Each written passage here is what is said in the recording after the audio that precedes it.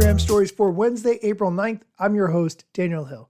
Today on the show, we're going to be hearing from the head of Instagram talking about teen accounts, how Instagram is planning to keep teens safe on the platform, along with how they are expanding teen accounts to Facebook and Facebook Messenger.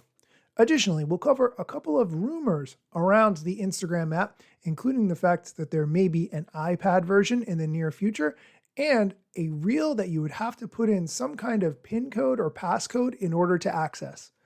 Additionally, we'll hear from the YouTube team talking about a couple of different experiments they're working on, a new feature that they're launching to help you match the photos and videos you're creating to the beat of whatever music you're adding, and more. All of that on today's episode, but first, here's a quick word from our sponsors. Welcome back. Let's dive right into the Instagram news, and we're going to start with teen accounts. Now, you've always historically been able to create an Instagram account provided you were older than 12. Of course, you could always lie about your age, but that's a conversation for another time. The point of Instagram teen accounts was to include restrictions that would help to keep teens safe on the platform. For instance, teens would have restricted message settings, so they could only be messaged by people they follow or already were connected to. They wouldn't be able to see sensitive content. Teens would have the most restrictive settings put in place automatically so that they wouldn't see any sensitive content on the Explore page and Reels. They would get time limit reminders. There would be a sleep mode so they wouldn't get notified when they were supposed to be sleeping, and so on. I'm going to let the head of Instagram talk about some of the latest updates that they're incorporating into teen accounts, and then I'll add more information. Quick update on teen accounts, which we launched last year starting in the US, and the idea being a set of automatic protections for teens that hopefully give parents some peace of mind. Now, the way teen accounts work are they were safe defaults across things like what content they can see and who they can message for teens. And if teens want to change those settings and they're under 16, they would actually need their parents' permission to do so. And we've seen 97% of teens actually keep those safest settings. Now, we do want to make sure that if you are a parent and you have the time and interest, you can shape the experience your teen has on Instagram into what's most appropriate for them, because ultimately, you know what's best for your kid.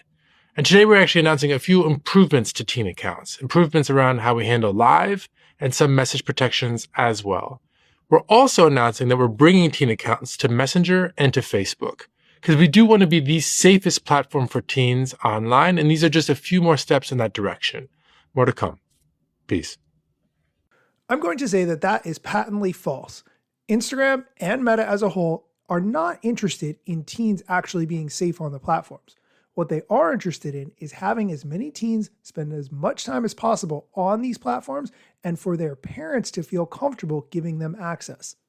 I wouldn't just say that without it being true. Here's Sarah Wynne Williams, Facebook former Director of Global Public Policy, talking about some of the things that Meta does in order to target teens with very specific advertising when they are at their lowest. One of the things that I learned while I was there was that, so they developed up the ability to be able to target a teenager when they're feeling worthless and let advertisers know that information so that they can target an ad. So to give you an example, if a 13-year-old girl deletes a selfie, she looks at the selfie and she's like, I don't actually want this on my Insta. I don't feel great about it.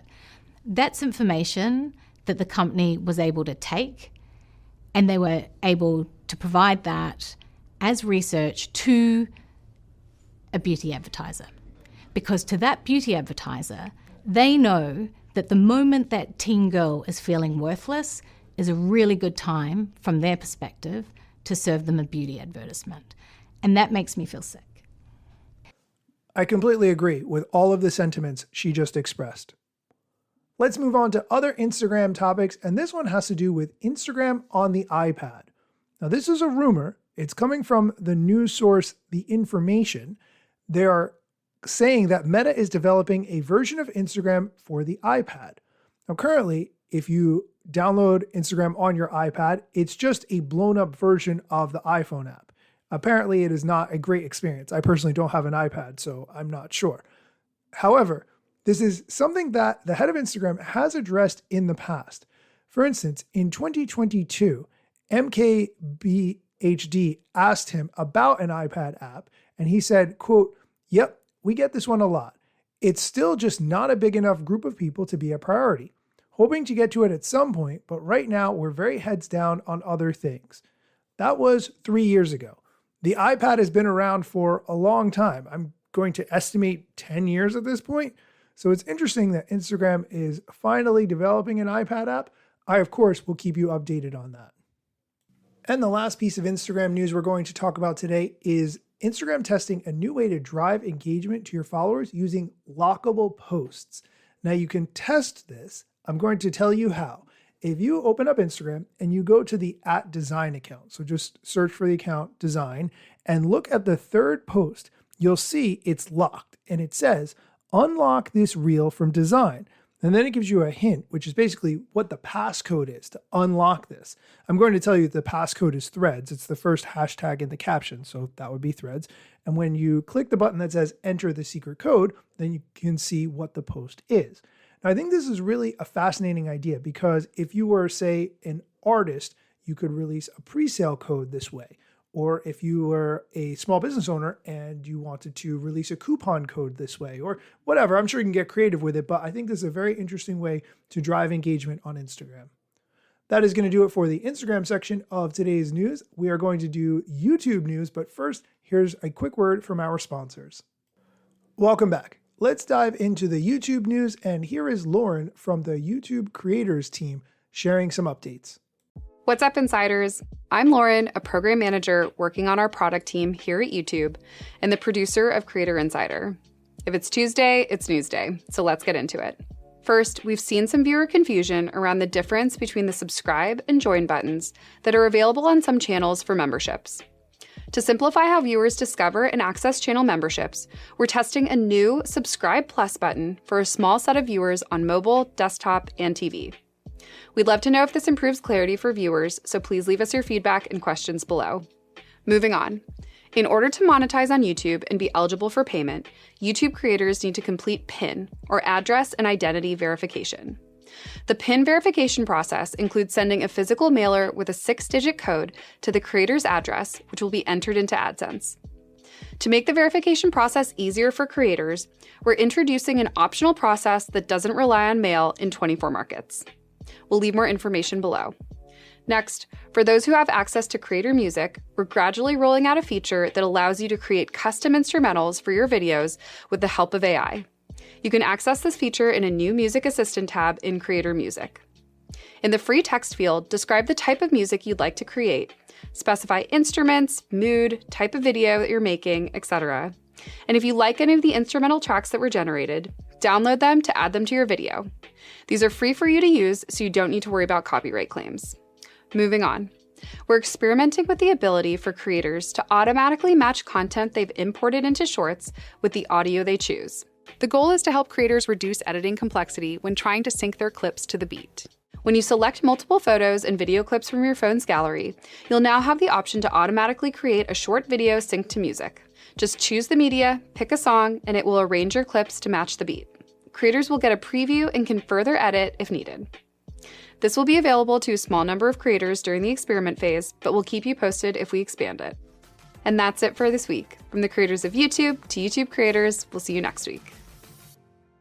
Okay, that's it for the news portion of today's episode. After the theme music, you're going to hear Wednesday Waffle, which is where I talk about another topic that may or may not be related to social media. It's just something I feel like talking about. As always, thank you so much for listening, and be sure to come back next time for more social media news, strategy, and other things you need to know. And stay tuned for the Wednesday Waffle. Instagram news got you covered, sometimes even TikTok. Relevant platforms in the metaverse ahead of the wave without a break or a pit stop. Still waiting for Zuckerberg to give me the big job. Pause. Use trademarks and logos with Insta's permission, of course. If you like the show and you gain some good info, maybe leave a review. It's a type of applause. Just drop me a message if you want to collab. If you got some good content or you want to run ads, at Daniel Hill Media is where I am. TikTok, Facebook and Instagram.